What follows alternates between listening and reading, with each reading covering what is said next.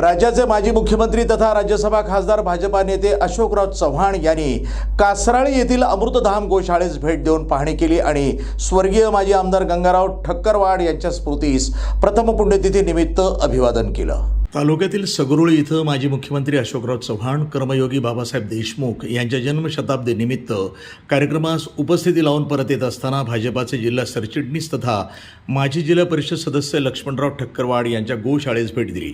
यावेळी खासदार चव्हाण यांचा यथोचित सन्मान करण्यात आला।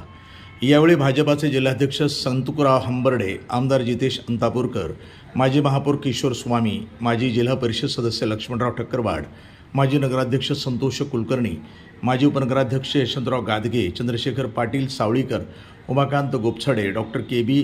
कासराळीकर, माजी सरपंच अरविंद ठक्करवाड, हवागीरराव गोपछाडे, हाजेप्पा पाटील सुंकलोड, आंबाराव संगनोड, गणेश पाटील शिंपाळकर यांच्यासह भाजपाचे कार्यकर्ते मोठ्या संख्येने उपस्थित होते।